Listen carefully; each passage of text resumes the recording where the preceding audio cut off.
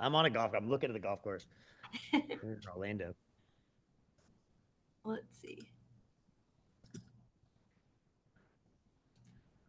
Hello, everyone. Thank you for coming to our FaceTime session with Dr. Gerry Samson and our guest, Dr. Reza Ardalan today. We are letting people in, so people are coming in from the waiting room. So we'll give them just another minute, but wanted to introduce Fireside's CEO. I'm Allison Farrell, Fireside's Director of Marketing. Wanted to introduce Fireside's CEO, Bart Yancey. He's going to have just a quick message for you about who we are at Fireside if you haven't met us yet, and what we're doing. But I will turn it over to Bart. Great. Thank you, Allison. I have a question. What's that? Who are you at Fireside? Bart, could you help me with that? Yeah, absolutely. So Fireside is actually a vision that started about 1.5 years ago with myself, my business partner, John Bell, and a pediatric dentist friend of ours, Dr. Jeff Flannery. And we got together, and Jeff was sharing with us just some of the challenges facing independent pediatric dental practices. And so from that conversation, we brought in about 10 additional pediatric dentists and really just started spending time with them and learning their business and learning their, challenges and learning the things that are working well. And so through that exercise, we developed Fireside. And ultimately, Fireside for our members is a single source for helping you run your practice better. And we're solely focused on pediatric dentists, which makes us unique. You can go ahead and flip.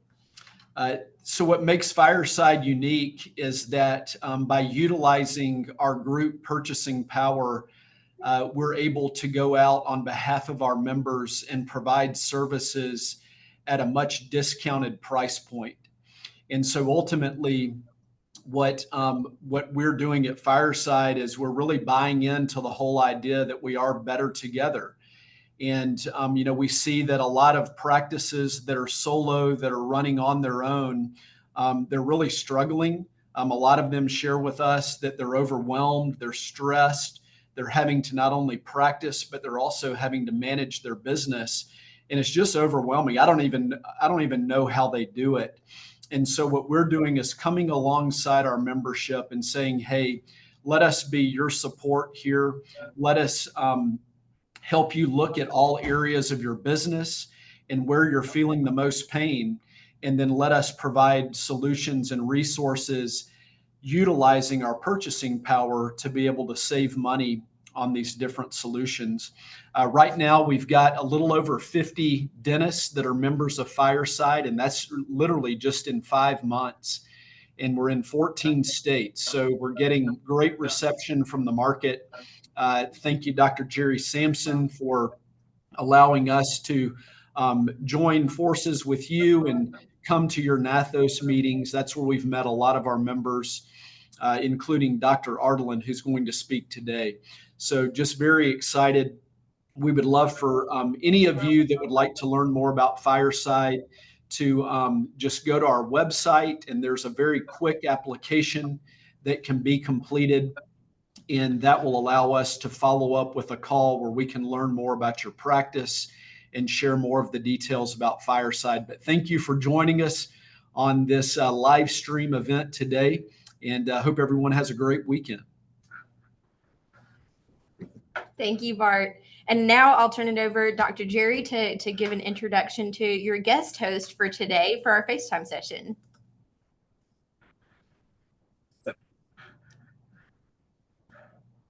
That's your introduction.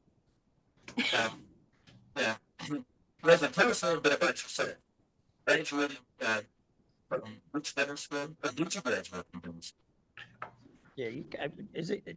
Allison, you can Gerry a little Yeah, blurry. I think we might have a little bit of your audio connection sounds a little distorted, Dr. G. But I heard the part I tell about myself, and that's the only cue I need. So. I'm a private practice pediatric dentist down in Port St. Lucie, Florida. And part of when Fireside and Gerry asked me to talk is there's so many different things that we can have conversations about. And the focus of today was just giving you maybe some practical tips that you can use in your office from maybe a practice management standpoint, from a value creation standpoint, that if you're a new startup or if you're an experienced practice, that you can literally go out and have some of these thoughts in the back of your mind. I started at a very small 2,500 square foot office, and now I've got this big monstrosity. It's about 8,000 square feet behind me. And there's some principles that we put in place to allow us to be successful, whether we were smaller or bigger. And that's some of the stuff that we'll talk about. So it doesn't matter if you're in a big city or in a small town like Port St. Lucie, Florida, where I am, beautiful sunshine. But those principles are going to be effective wherever you are. Is that coming from plan? Is there something? No, we're going to just assume that you're just getting older and your vocal cords aren't working the way they used to. It's like that's why you don't have no friends. So the audio's okay? We're still getting a little bit of distortion on your end, I think.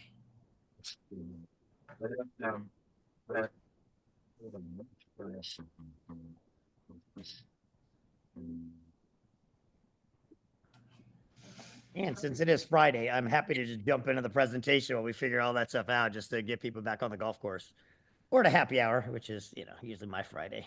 Usually Why not both? I think you could combine both. I was going to say they're one and the same. Does that sound better? Yeah, So much perfect. There better. you go. Thank you. So what impressed me with Reza, and the reason that Reza is a Fireside member, but the way he built this practice from a very small operation to you said that your current office, which we see behind you, is how many square feet? It's about 8,000 square feet. We've got Bigger than my house. And how many bigger than my house, so that's okay. how many team members do you have, Reza? So we're up to 23 team members.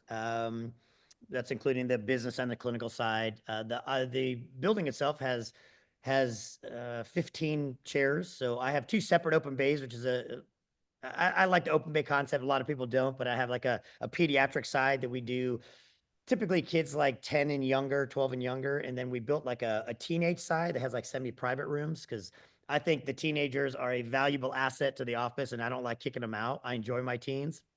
So we incorporated a separate section for them, and then 5, larger treatment rooms where we can.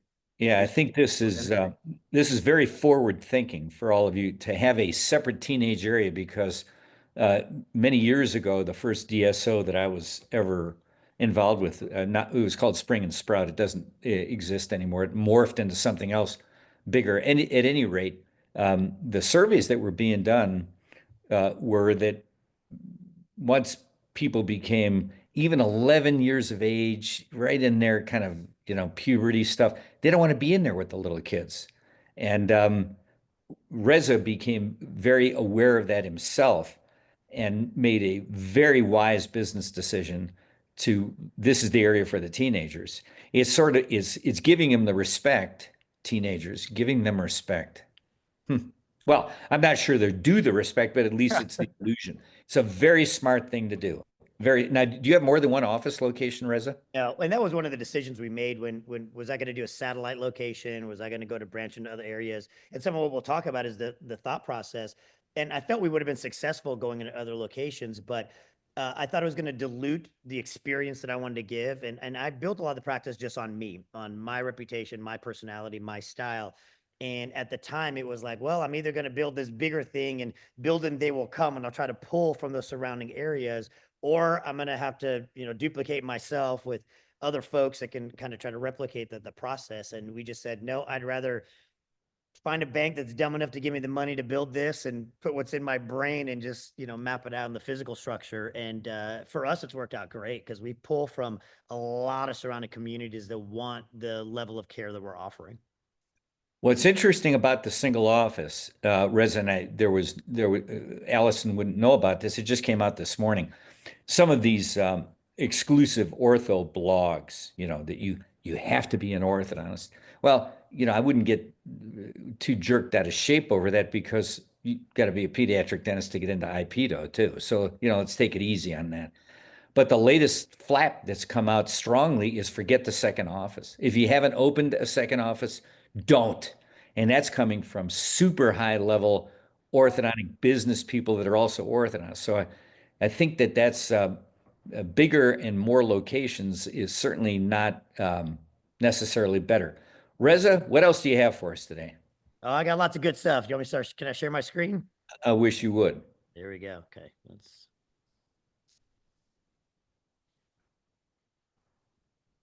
All right. Can you guys see my presentation? Okay. Yes. Beautiful. Okay. First of all, I want to say, I appreciate everybody that's here and anybody that's actually going to be, we're recording this. So if you're going to see this later on a recording, I'm appreciative if you give me the time to just chat with you for a little bit today. I am a self-professed CE junkie. I love continuing education. I think that's what allows us to continually grow and just become better at our craft. In fact, I was telling Gerry and Allison this morning, I was up at 6 a.m. I'm not an early bird. It's Friday, and I drove up 2 hours to Orlando to actually sit in on a 3-hour Invisalign CE. And I wasn't gonna be able to get home in time. So they gave me this giant ballroom. You don't see it because I have my office background, but I did CE this morning where I can learn, and then now I can hopefully impart a little bit of wisdom to everybody else. And if you're here where we're recording this on a Friday afternoon, you are just as much of a masochist as I am, but I promise you, I'll try to make this a little bit entertaining, give you a couple pearls that you'll be able to go back and think about, and then get you to happy hour as quickly as I can. So yeah, some of the stuff that we're going to kind of be talking about today is just the modern pediatric office and how you can do things and create value both personally, but also for your patients, your parents, and for your team. And I want to start just by giving a little shout out to Fireside and to Nathos, to Gerry. Fireside is probably one of the most unique companies that I've seen come into our space. And in the short amount of time, I've been super impressed with what they've been able to do, including meetings like this. The fact that we're able to sit there and have access to these webinars and this education has been great. But what I like about them so far is the fact that they're one of the few companies that are focusing on me as a private practice pediatric dentist. And I love that because we kind of get lost and we try to work with each other. But rarely does a company come in and say, we want to try to offer you some services for a nominal fee and give you the value. So if you're a member, you're already seeing that. If you're not, it behooves you to check them out. I did. I'd heard about them through Gerry, and I was like, all right, let me see what you've got. And after a meeting, I was like, yeah, that sounds cool. I'm in. Let's see where this thing can go. And obviously, we got to give the much due respect to our tribal elder, Dr. Gerry Samson, who really has been instrumental in a lot of my career. Going in down the orthodontic, rabbit hole, but making sure that I have the confidence, I have the conversations and the education behind it, has been awesome. So anytime Gerry calls me and says, hey, I've got this idea, are you interested? I just immediately say yes, and I'll figure out the details later because he never steers me wrong. And he's just been integral in our profession, both on the pediatric dental side and orthodontic. So I'm appreciative of both of you for having the opportunity. Thank you. First thing I like to start on, now we're all pediatric dentists, here, but I think that as pediatric dentists, we generally get a bad rap. I'm over the idea that people just constantly say that, we're a bunch of clowns, that we're not professional, that we don't do things above board, that we're just a bunch of, weirdos that just act like goofballs all the time. Well, the truth is, yeah, that's what we do. That's part of our job. We're the only specialty that actually deals with a population as opposed to just a procedure. So we have to do this. This is why we're the weird ones that went into this. I put this particular picture up. I always use this one. This little girl invited me to her birthday party, and she said it was a Harry Potter themed birthday party. So of course we showed up in full Harry Potter gear. I get invited every year, and now I'm like, oh man, what's the theme this year? So she's a teenager now. So for years we've been going to birthday parties. It's been great. If you're a pediatric dentist, you got to have a team that's as wacky as you. And people look at these pictures and they say, oh, is that Halloween? And I'm like, that was Thursday. Like that was just a Thursday. We had a spirit week and we're very competitive in my office. So we had like twin day and there's prizes. And if you're going to work for me, I tell everybody, you got to stock my social media. Like if you're coming to be part of my vision, this is what I'm giving. I'm giving this experience, which we'll talk about. If this isn't for you, awesome. We'll find something else for you. And I also I'm not everybody's cup of tea, and I'm not asking everybody to do this, but if you're coming to me, I'm going to give you everything I got. That's just the only way that I can do it. Briefly personal, this is my family. Yes, everybody always says that you married up 100%. I learned that my wife likes wine, so I just keep giving her a lifetime supply of it so that she can tolerate me. I like to use pictures of my kids when they were little and cute. I use them in a lot of my marketing. So yes, are they on the payroll? Yes, I don't have to sign waivers. So they're in everything that I do. You'll see them all over my social media. But as they get older, they're kind of a little bit more of a pain. I got pretty teenage girls. I don't like having teenage daughters. Luckily my son took after my genetics, so it's going to be a while before girls find him attractive. That's the curse. But eventually, like, he'll learn to talk. You gotta fill in the gap somewhere. And obviously we're big North Carolina Tar Heel fans because professionally, that's where I went to school. So I'm a Tar Heel born and bred. That's where I did my undergraduate training. Big game later tonight. So I'm trying to keep my nerves and calmness with it. For dental school, I went to Nova Southeastern University in Fort Lauderdale. It was awesome. I loved all of it. It was the early parts of the school being formed. I was the second full class that went through. So you dealt with a lot of bumps in the road, but I think that just prepared me for private practice. My residency at the time was half at Nova and half at Miami Children's Hospital. So it was great because you got to see a little bit of everything, and having a dual program when we would do things in the school, we weren't that busy, but all of our adjunct professors were folks in private practice. So we had plenty of time to pick their brains about the business side, which unfortunately we just don't get very much of in dental school. And they'd invite us to a practice, out to lunch, and we got to really understand that side of it. We go to Miami Children's and there's 60, 70 patients, and there's a couple of you, and they're like, all right, doctor, get to work. And you kind of look around your shoulder and you're like, me? And they're like, yep, go get to work. We'll come help you if we hear screaming. And you're asking from me or the kid, because I don't know what I'm doing, but you get thrown in and you learn, and it's just being thrown into that experience. So it was amazing. I mentioned it before. I did the corporate dental thing for a couple of years. I don't have horror stories. It just wasn't my cup of tea. It wasn't being able to practice the way that I wanted to. So I opened a scratch start in little town of Port St. Lucie, Florida, which was a little know-nothing town, and we're slightly above a know-nothing town now, but I love it. I studied the demographics, and the '05 census says that this is one of the fastest growing cities in the United States. And I said, this seems like a great place to start a practice. And we had this like a small office, and we just built it from the ground up. And it was a lot of grassroots. And I'm always happy to offline talk to folks about the journey and some of the struggles that you may be going through. Just understand we all went through it, and those challenges make for great stories later. And now we've got the new and improved Ardalan Pediatric Dentistry. We opened this office in 2018. And for a couple of years, it was just me. And I was like a nut job. And I'm like, I'm going to see 80 pages, 100 pages. I don't care. I just want to go, go, go. And finally, there came a time at the end of the day, I said, oh, I think I might be tired. And I don't have, if you could tell from my energy, I don't get tired. And when I did, I'm like, I might have to figure things out. And my team is awesome, right? So this is what I have to have. And my team has to be just as crazy. I have a couple of amazing doctors that work with me. I have an amazing business team. And my clinical staff is just top notch. We spend a lot of time on their education.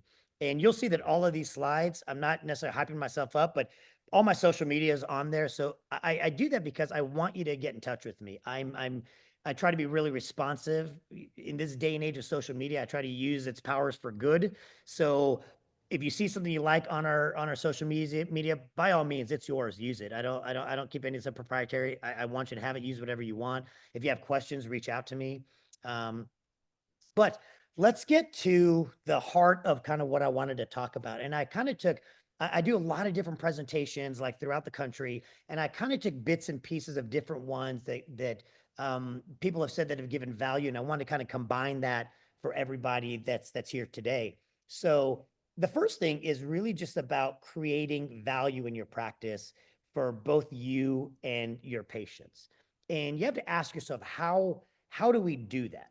And I always like to start all my presentations by giving a pledge. And my pledge is that by the end of this, I hope to show you the importance of creating value for your practice, how it's important for your not just your practice, but for your personal and professional growth. So by the end of it, we'll revisit this, and hopefully I've done my part and I didn't waste, 30, 45 minutes of your time.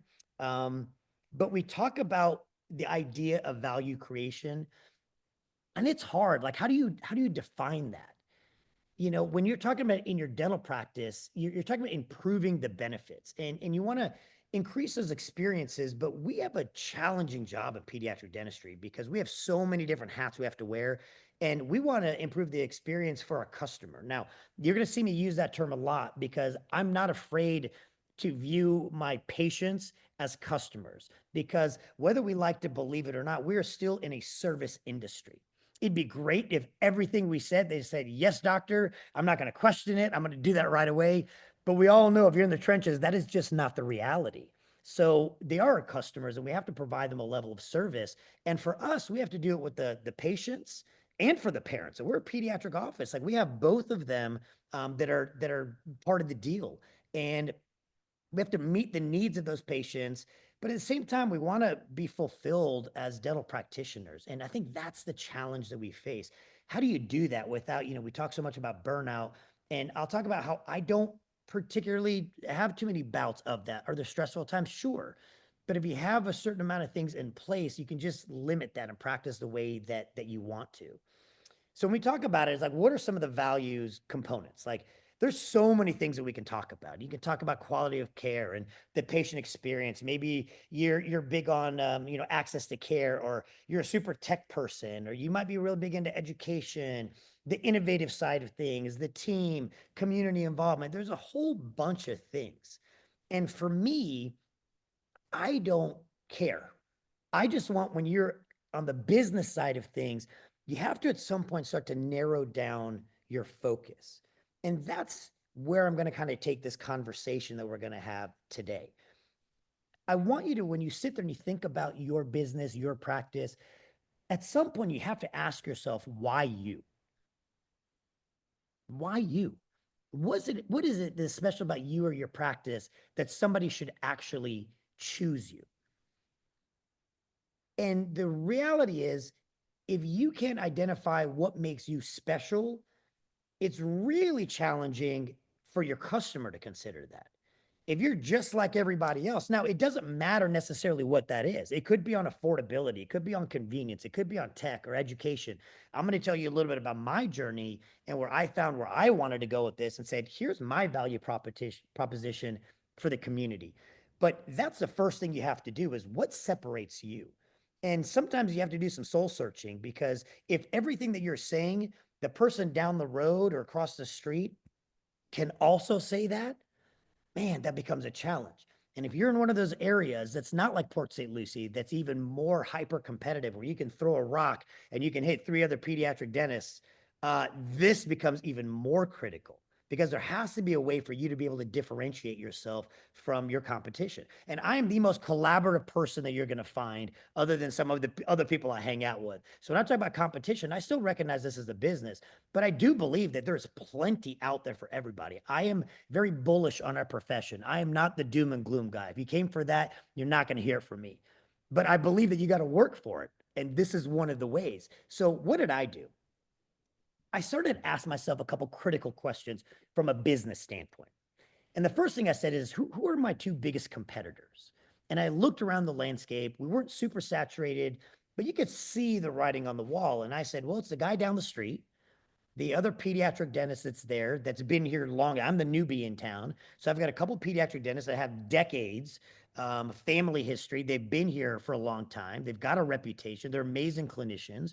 And there's also the DSO, because those are the early stages of corporate dentistry, things coming in. And I'm like, man, how do I compete with that? What do I have to offer?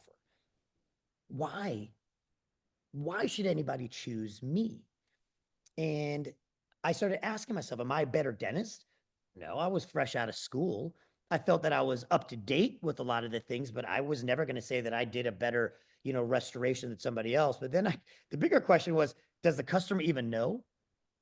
Most of the time, no, they have no idea, how my preps look. They know how I make them feel. Does it hurt? Did their kid cry? Did their kid have a good experience? So I did like a mindset shift. I said, I always want to be awesome clinically. That's my heart. That's how I was trained. That's when I'm around my peers. That's what I want to be able to exude. But at the same time, my focus became on the experience because that's what my patients and parents were going to know. And one doesn't necessarily have to do with the other, but I felt that they were really intertwined. If they were having a good experience, it was just going to make my dentistry easier. And if I can do easier dentistry, it's going to be better if I can control that. So my focus became on the experience. Now for you, it could be anything. It could be anything. You just have to find a way to differentiate yourself. I could tell you, I've known Dr. Samson for a long time, but I could tell you how he and I practice. His office versus my office are completely different. But 100%, so many of the things I've taken from him is we both gave a very specific experience to the patient. Mine might be have a few more little bells and whistles, and his was going to be, I'm going to give you my time. You have access to me. So you just have to figure out what it is for you. Maybe you're big on education. Maybe you're big on advocacy. You have to show that off. If that's who you are inside, you got to bring that out. One of the things I wanted to mention in context that, by the way, Reza, this is spectacular. When you say bringing value, when you talk to captains of industry, their comment is bringing value is good, but how will you continue to bring value? Yes. These captains of industry, and I'm talking about not dentistry, I mean REI, the head of REI Sports, and some real major players I've gotten to know through my involvement with specialty dental brands. Their comment is the two key things for any business are customer referrals. And I love what you said, Reza. They are customers. Yeah, the parents, maybe you would say, are the customers and the kid is the patient, but they're customers. So patient/customer referrals and repeat business. Those are the two keys that if you as a business person, and you are running a business, right, Reza, that's what you're doing. Absolutely. If you don't pay attention to those referrals and keep those referrals coming by the right type of acknowledgement, and I'm interested in what you'll say about that. If you don't have those customer referrals, and then if they leave you, if you don't get that repeat business, you are not bringing value. So this value prospect is quite remarkably interesting to me. Reza? Yep. So for me, when I started to decide, and especially even when I had the smaller office, but definitely when we expanded, I said, what are the things that I can add that might be different from everybody else? So the first thing, I use PDAA, Pediatric Dental Anesthesia Associates. We were the first one to bring IV sedation into our area. We were going to our local hospital. Very early on, challenges getting OR space. We didn't know where to treat these kids. Oral sedation. I'm old school. Like we did a lot of that. And then over the years, like you just start doing less with the advent of IV sedation. So we were the first ones to bring them in. And we were like in no man's land. So they were traveling by and far to get to us. So this was the early stages of this before it transformed to what it is now.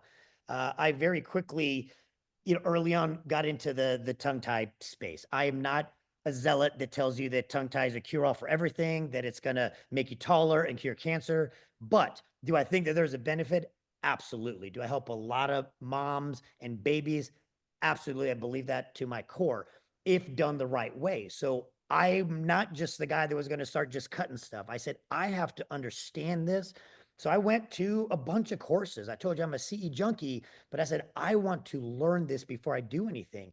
And then that takes me down the laser world. And I said, well, if I'm going to do lasers, I have to do that properly. So I want to become a fellow of the American Laser Study Club. And then I start going into the airway world. I'm like, well, I want to talk to people that are way smarter than me, which is not hard, but I said really smarter than me and learn about airway, but with actual legitimate research. And so I started going down that world, which, long time, Gerry, I've been a Nathos guy forever. I've been a Nathos guy before I ever did a case. I was taking Gerry's courses for 4 or 5 years. And finally, it's like, I should probably start doing some cases. And then recently I've jumped on the Invisalign bandwagon as I see a lot of kids, and that's where it's going. And I'm like, I want to be up to date. I told you, I came here to do a 3-hour Invisalign, CE course, because I'm like, what is new? What's going on in the kid space that I can do? And then that takes me into the general side of things. I take a lot of adult dentistry courses. If you don't know about Impress, they are phenomenal. They're not cheap, but they're worth every penny. I do a lot of trauma. And I was like, I have great stories about how I thought I did good work until I see exceptional work. And I was like, I want to learn how to do that. So I'm coming to you to learn. So for me, I wanted to provide all of these service, and I wanted to be one of the recognized experts in my community. And I said, that's how I'm going to start making an investment. The other things I did is I said, I want my facility to be like nothing else. So yeah, I did a movie theme office. We've done, now everybody's got it, but we were, ceiling TVs, and we've got floor games that are interactive. We were, before selfies were the thing in social media, we had selfie stages. I was the one that did the teen room. I am the guy that, yes, I have a parent spa. So I have massage, rooms and stuff for my parents to be able to relax and do all that. I sat on hundreds of couches before I said, this is the one. This is the one that I would take a nap on. And it matches the decor of the office, the toys, the video games, the kids' theater, like all of that stuff was me to a core. And I said, that's what I'm going to provide. That is going to be my differentiating quality. Here's a little older video where I had some more gray hair, hopefully the black hair, but this is a little, it gives you a little glimpse of what's the inside of my Ardalan Pediatric Dentistry is not your average dental office. Every inch of our brand new location was designed to make dentistry fun and provide you with a one-of-a-kind experience. Let me show you how. Come on, there's a lot to see. From the second you walk in, you're treated like a Hollywood star. Get your picture taken on our selfie stage. Play video games with our high-tech tablets or on our new interactive virtual floor. Take a seat in our children's movie theater, which is always screening your favorite blockbusters. Help yourself to fresh fruit and gourmet coffee.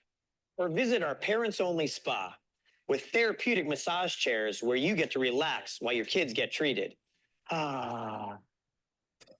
Don't forget to stop and say hi to Bucky. He's always excited to interview stars just like you. There's an open bay for our younger stars and private bays for our teenage VIPs. We deliver restorative dentistry in our state-of-the-art patient rooms, which are equipped with big screen TVs to keep kids entertained while we get to work. At Ardalan Pediatric Dentistry, every moment of your visit is designed to be fun and comfortable. It's no wonder why so many of our patients show up early for their appointments. Come see for yourself. We invite you to join our growing dental family here at Ardalan Pediatric Dentistry. So that was the big thing that I wanted to kind of push is I wanted to make sure that we differentiated our office from everybody else, because I knew that it wasn't just going to be from clinical skills alone. It wasn't going to be just that I had better composites. It was like, I wanted to have that be part of the experience. And for me, it's like, if experience was going to be the key, I had to go all in, and we did. So it occurs to me, Reza, I'd never seen that video, but it was obviously very professionally done. And one of the things that I hear about dentists generally is dentists are, shall we say, economical tippers. Can I say that? Right. And cheap, and including the orthodontists. I have a lot of information about that from national meetings, from venues that don't even want the national meeting of the AAO, which is over 10,000 people, because the orthodontists don't gamble enough, they don't drink enough, they don't tip big. Basically, they're just demanding with no reward. My point is that when you made this decision, Reza, you made a major commitment of a professional investment. That is quite obvious, isn't it? Yes, sir. 100%. And that was the thing. Listen, I'm not saying there weren't scary moments, but I also knew if I'm doing this, it was going to give me the capacity to grow. But I felt like if I was able to differentiate, that would come back. Now, I had a lot of people that evaluated my office, and they said, listen, you're putting those massage chairs, that's stupid. You're going to do that, and you can put in 4 more dental chairs, and you can make this much more money.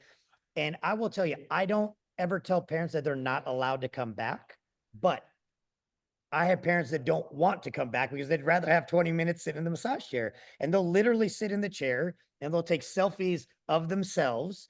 And they'll tag it on their social media, and we encourage them to tag us.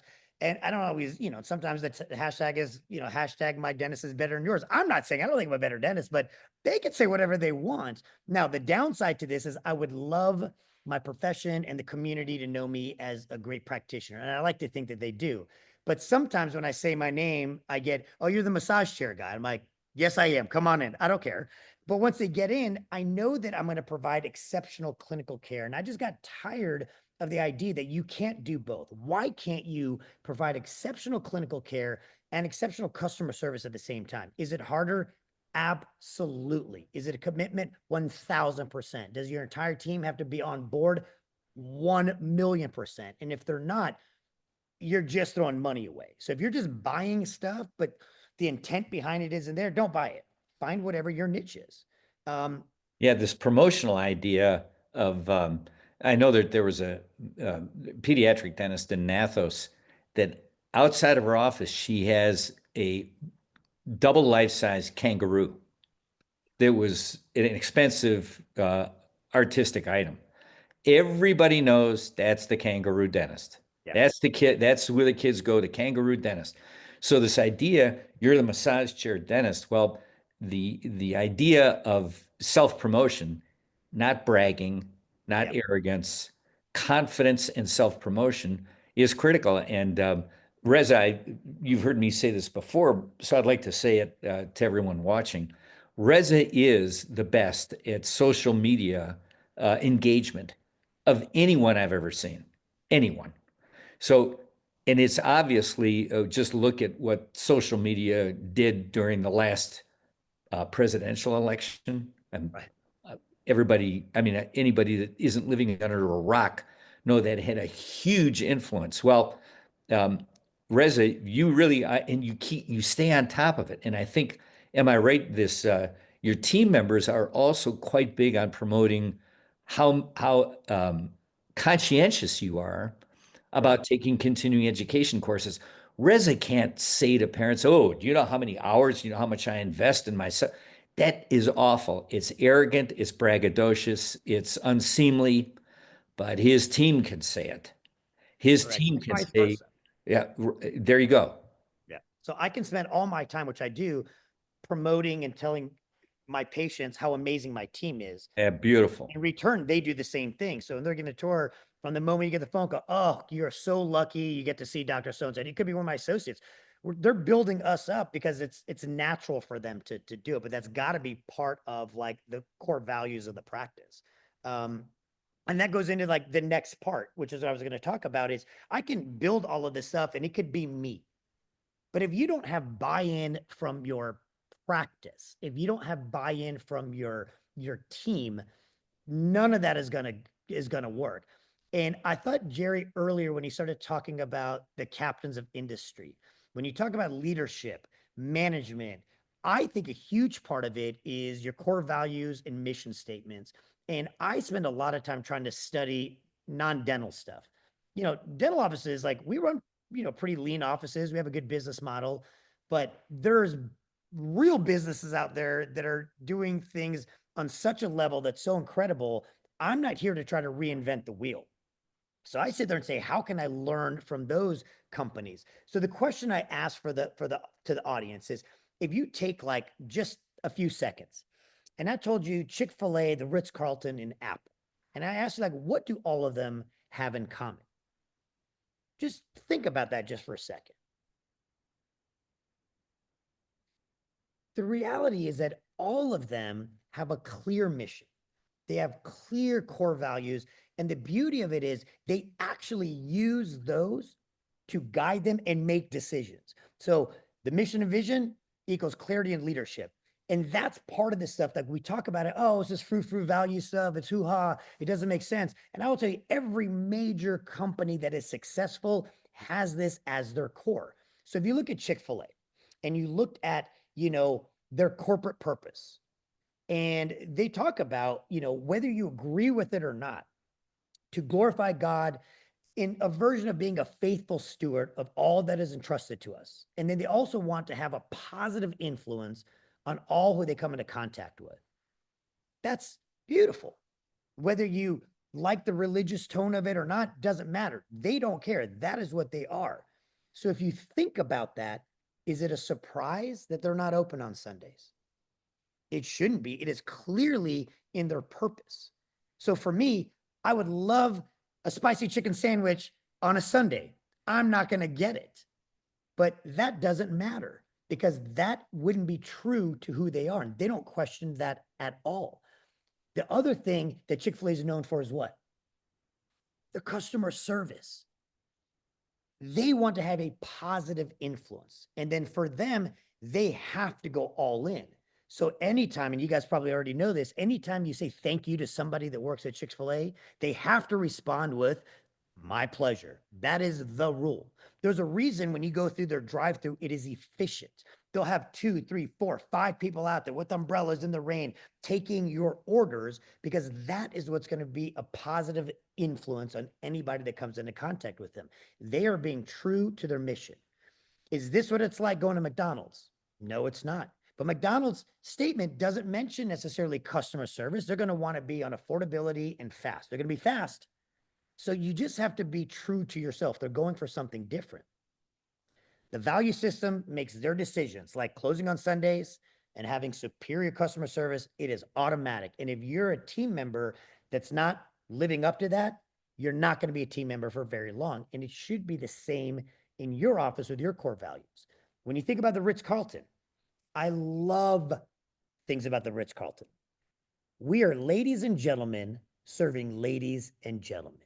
They believe that their team, their staff, I'm one of those guys that like to use team versus staff, but their staff, they treat them the same way that they want them to treat their guests, with an utmost amount of respect. So that's why the Ritz-Carlton is known for their customer service. You're not going to go into Ritz-Carlton. Yes, sometimes do they seem a little bit more stuffy or older? Yes, because that is the theme of being a lady or gentleman. It's very upscale. Once they stop doing that, it is not going to be true to who they are. So Ritz-Carlton does a ton of stuff that's amazing, but that drives their culture of service.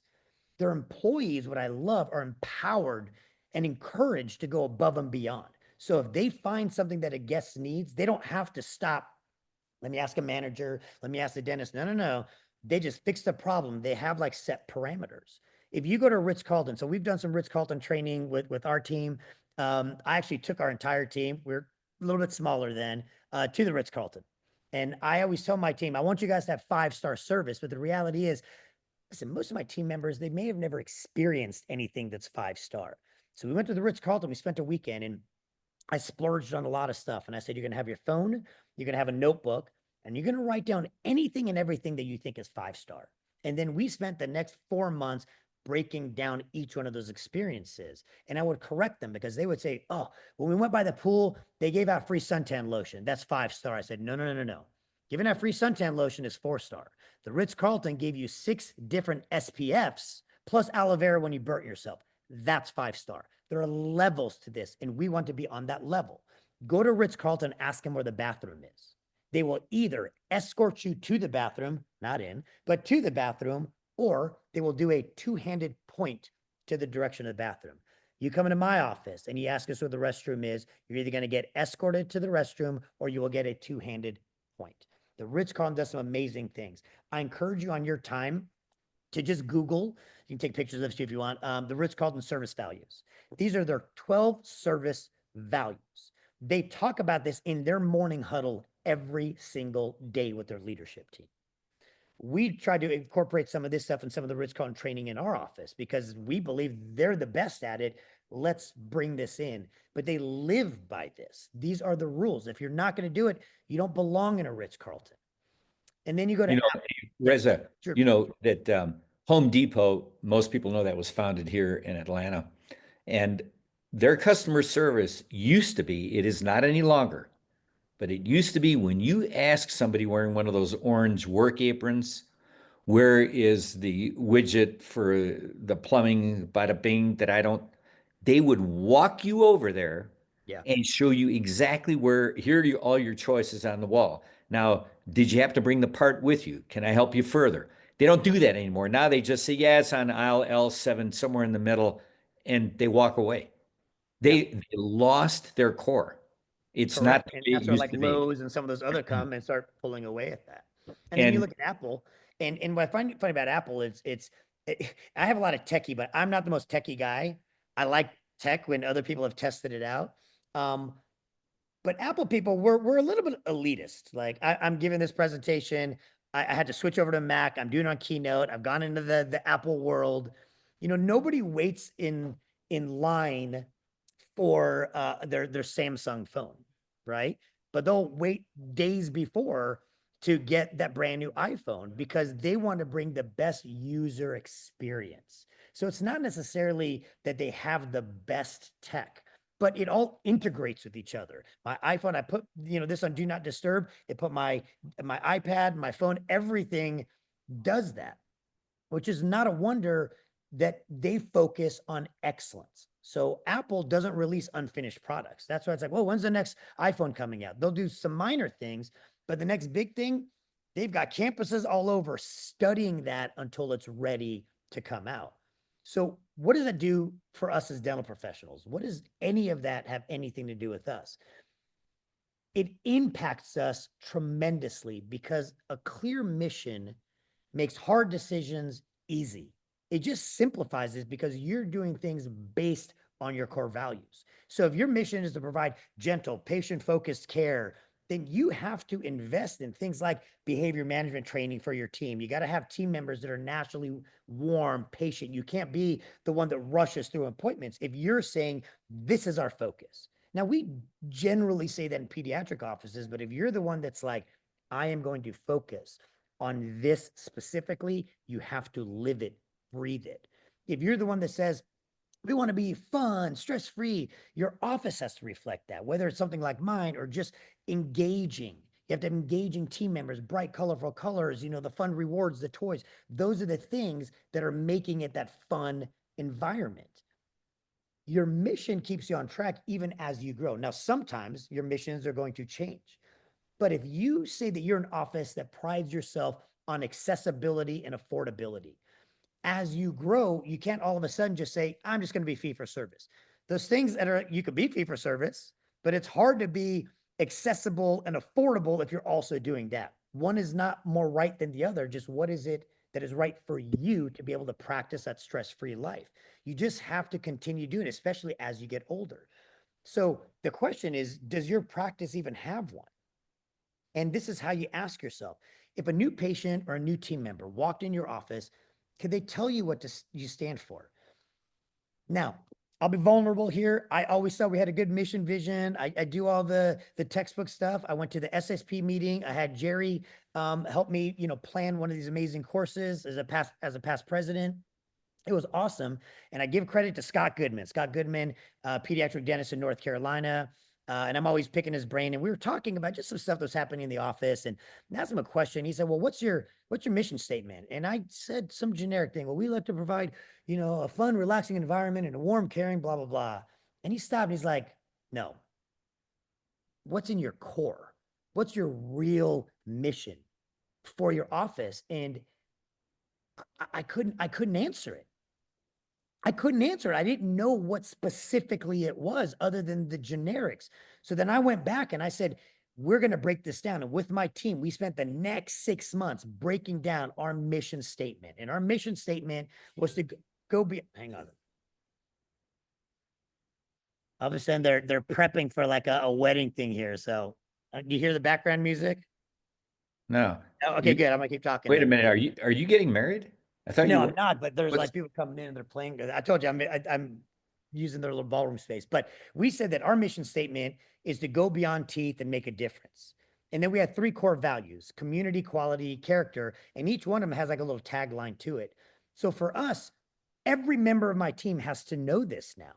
And if you come into our office, you should be able to ask somebody and just look and say, Heidi, what's your mission statement? They should be able to tell you this and right off the bat, tell you the 3 core values. And we make our decisions. So when they come and they ask me a question, it's like, can we do this? I'm like, does it meet our core values? Well, it meets community. Yes. So we sponsor this 100%. Go for it. So it makes my decision making easy. And our annual meetings that we do every year, we did that this year. I said, listen, at some point before the end of the meeting, 25 of us there or whatever, I said, everybody's going to have to raise their hand and you have to stand up and you have to say the mission statement and all of our core values. And sometimes when I'm going on and on, that's when somebody raises a hand just to get a break from me talking, and they'll stand up and do it. And if you don't believe, and when we make decisions, like all of this stuff I mentioned earlier, this ties in for exceptional experiences only. I feel like if I can offer you this, I'm providing you that. When we talk about all these amenities, that's me. It might not be you. It doesn't have to be. But find out what your core value is. What is your mission? And then you can make all your decisions become easy. So when I do spend a little bit more money, I'm confident making that decision because I know it matches what I truly believe, and my team has to buy into it. And here they are. At Ardalan Pediatric Dentistry, our mission is to go beyond to make a difference. Our core values are community, quality, and character. That's right. That's right. So if you come into our office, they have to do that because missions and values just aren't words on the wall. They're the true foundation of how you make decisions and how you build a culture that lasts. And I'm going to leave this slide here. I'll stop here. For question stuff, I do have like there's a portion I can do it on a separate time. If there's time, I'm happy to. I do have like sometimes I get on my little soapbox, so I always like put this slide here that I get my soapbox. And I'm just gonna I'll rush through this part because I think this part is where my new direction is going. Okay, so it looks like Scott Goodman. It is looking like Scott Goodman. Don't tell me he said that. Well, he's lost a little bit of the hair. I'm going to end this. I feel that sometimes we forget about us. And as I go into the third decade of myself, I've been doing this for 20 years. There's a lot that I've kind of learned over the years. And I know that Fireside is working on some new, and if you're not doing it, you should, some new presentations that are going to be coming out that's really talking about that as a core, about work-life balance and the business side, more than just like some of the clinical things. So I felt like this was a good transition. If you look around any of the times you're in rooms with pediatric dentists or you're looking around the Zoom, the people that are here, these are the only people that understand what you're going through. They're the only ones that know the stresses that we feel. You can go talk about it with your spouse, but unless your spouse is also in the dental industry, they don't get it. Like, what are you complaining about? You have this nice house, you're doing this, you're on the golf course. They don't understand what we go through. The reality is unhappiness in the world is increasing, economic pressures. Everybody feels like they don't have there's a lack of purpose. We hear about all the mental health issues, the societal pressures, loneliness. But what about us? We have all of that and then some in the dental field. We also have to manage our patients' expectations. We got to deal with their anxieties. Oh, by the way, we're running a business. We have all the financial pressures. We have to be perfectionists. Everything we do is so absolutely precise. It takes an emotional toll. It takes a physical toll. The constant learning, adaptation. So how do we survive all of this? And that's the last few minutes, the tips I'm going to give you just to come across on the other end of that rainbow.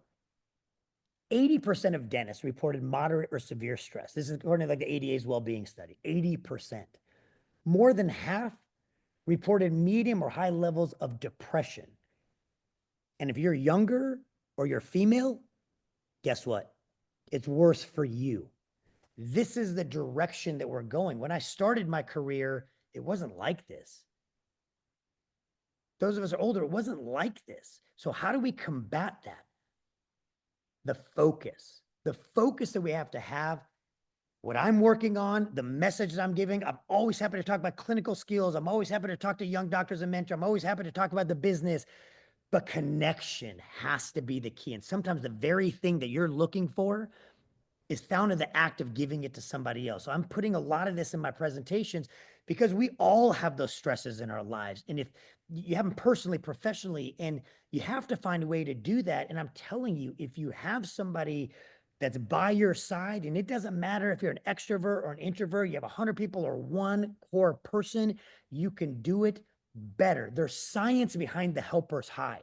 Just being the one to go out there and be the first to help, be the first to reach out. It's amazing what it does in your mood. You go around the dental meetings, you go to the APD, I will guarantee you the happiest people you're going to see are the people that are also the ones that have the reputation of, that's a nice guy, that's a nice gal. They'll give you the shirt off their back because that's how we live and breathe, and we surround ourselves by people that are like that. It will add longevity to your career, but it is easier said than done. The first thing is you have this generational rift, and it doesn't have to be old school, new school. Now, I am right in the middle. I just turned 50, so I graduated dental school with a ton of debt, $472,000. So that was my nut. I went into dental school with zero, came out of residency, $472,000 in debt, opened a practice, was $1 million in debt. So I understand what the youngins are saying. But I also saw how my older colleagues, how they enjoyed and lived life. So you got the young folks and the old folks. The old people are like, you got to work to earn it. And then you have to go back and help your community. And you got the younger folks that want work-life balance, and they feel the dental community should help them. And I believe that there's a common ground. No, I don't think we should work till you're like 70 and then start to enjoy life. And that's when you want to pick up skiing. No. But I also had a resident that I interviewed for an associate position that wanted $500,000 a year, wanted to work 3 days a week, and wanted 3 months of consecutive vacation time. And I said, me too. That doesn't work either. Not with me. Like, there's a balance. Yes, we should all learn from each other. Don't just judge. Listen, every generation is going to talk crap about the generation before it, and only those that went through like World War II and the Great Depression have a right to talk about all of us. The rest of us, it's like, whatever, just slow your roll a little and help out. Be that bridge and find that balance. So it's up to you to establish the connection. I'm going to give you 3 quick ways to do it. Study clubs. If you have a local study club, that's a fantastic way to do it. It doesn't, your local dental societies, go there, just surround yourself. And it's not about even the CE that they're offering. It's that time at the bar before, after the dinner, the camaraderie. Professional groups like this, groups like Fireside. And I'm not, a show for Fireside, but I love the fact that we're having this opportunity. I wouldn't be talking to you right now if it wasn't for Allison and her team and Gerry saying, hey, let's set this up. And then anybody else can watch this, and hopefully you get a little bit of wisdom and knowledge. And then my favorite thing, I friend stock people. Like, you want somebody to be your friend, like, stalk them a little bit, right? Find an opportunity to get to know them. And I think Bobby, I saw Bobby Elliott was on this earlier. Bobby's one of my best friends in the world, but he wasn't always. I didn't know him. I wanted to be Bobby's friend, right? So SSPD, Southwest and Southeast did a joint meeting in New Orleans. Gerry was speaking, Bobby was speaking, and I found Bobby like in the hallway, and I just said, Dr. Elliott, this young guy, I was like, I'd love to ask you a couple questions about your drink. I'd love to pick your brain. And he was so gracious in shooting me down and saying like, I'd love to, but I'm on my way to like a dinner, but maybe we have some time. I was like, wow, I got shot down. I was used to that. I went to college. I wasn't a good looking guy. I was used to getting shot down by girls, but I'm like, man, I'm getting shot down by my professional colleagues too. And it was hurtful, but I was like, oh, that was really nice how he did it. But a couple hours later, shockingly, I'm at the bar. In comes Bobby. Now, he could have left. He could have gone right up to his room and gone to bed. But he saw me and he said, hey, I got time for that drink. And what I thought was going to be 5 minutes turned into hours of conversation and now a decade of friendship. And I love that guy like he's a brother. And I would do anything for him and vice versa. And I know that if I'm ever in trouble or I have a question that I need somebody to be honest with me, that's the first guy on my speed dial. And I'm like, Bobby. And he's like, you know the answer to this. And he very nicely tells me I'm being an idiot. And he walks me through it. That has saved me so much time. And I encourage you to do that too, whether it's me, whether just interact, be the first one to have that. So this is what my ask of you. I invite you to reach out to one person. Find one person and just make that connection. You will be better off for it. They will be better off for it. And then that can just spread, I believe, like wildfire. You want to get through burnout and things, have somebody to commiserate with. Trust me, it will make you feel and enjoy your profession that much better. And then I started this by making a pledge to you that I wanted to give you a couple of little nuggets, create a sense of value for your practice and professional growth. And on that note, I'm hopeful that I was able to do that in the hour that we were able to spend together. I tried to rush you and give you a bunch of the highlights. This is my favorite slide that I ever see from like dental cartoons for pediatric dentists, deciduous dance, and they're saying no grinding. I love that slide. I put it on my presentations. And more importantly, now it'll be time to start really enjoying the weekend. If you're like me, it's going to be with a fruity drink. So on that note, my contact information is below. I will highly recommend anytime you guys need something, call me, text me, reach out to me on social media. And I'll stop sharing and I'll turn it to the rest of the group if they have any questions. Can't ever find my mouse here. Reza, Yes, sir. that was absolutely spectacular. Oh, thank you guys. Well, I Really? learned from the best, all you guys. So anybody have any questions, comments, or helpful remarks?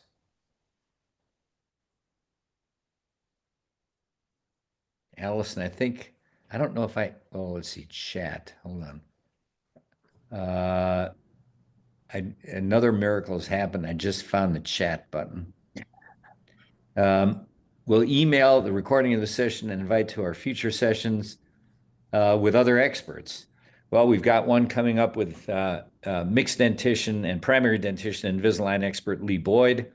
We have one coming up with a Larry Gerald, pediatric dentist, and others may not be that familiar with Larry. He is an orthodontist.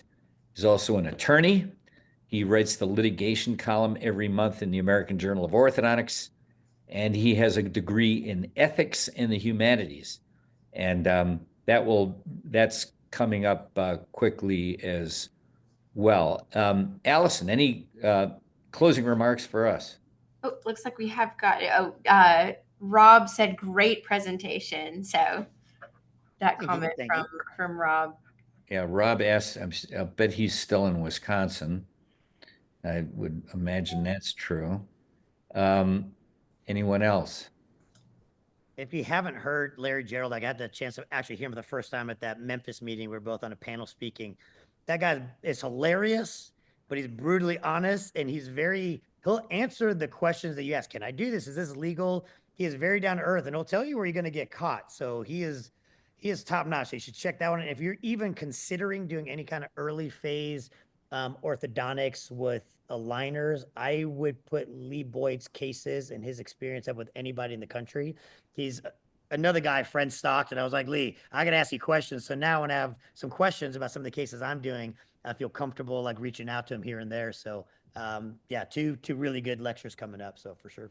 Well, Reza, you really are the real thing. What you just saw, and as Reza said, we've been friends, colleagues for quite a few years, and what you just saw, it's exactly who he is.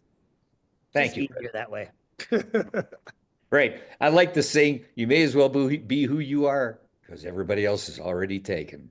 Love it. Love it. Love it. Well, thanks to Fireside, and my last remark, I think, is that Reza is also a very skilled, ethical, and astute business person.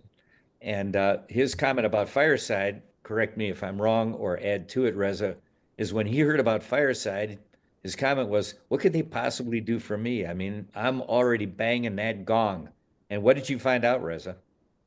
For me, so I don't know if a lot of you are using it. We use a procurement software.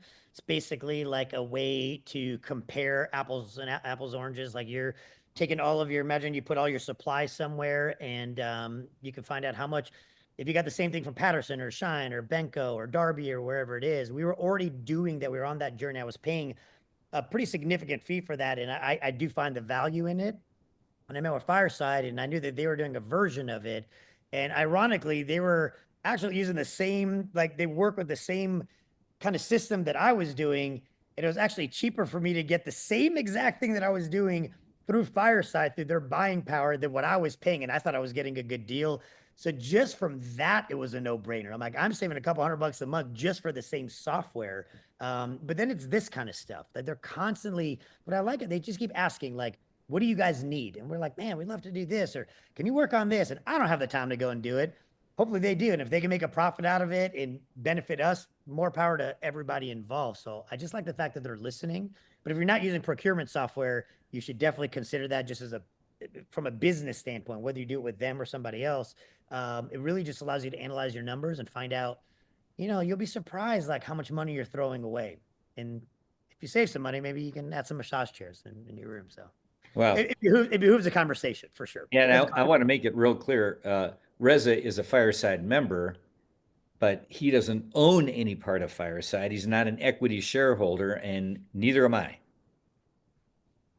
Well, thank you. As always, this is a great session. Dr. Reza, thank you. And I'll quote your own words back to you, Dr. Gerry, that, I think we really have taken to heart and believe in the same way that you expressed it, that you have to continue to add value. And so I think Dr. Reza said it perfectly, that's what we're here to do, is just listen and understand what, challenges you have and figure out if we can find a collaborative way to either connect you to the right resource or, with our purchasing power, find a great resource for you. So that is what we hope to continue to do, is just look for ways we can help solve the challenge of the modern pediatric dentist. So we appreciate all of you for joining today. And as I mentioned, I will send out the recording of this session in an email to everybody. And if you are interested in learning more, you can email me back from that email or visit our website, firesidedc.com.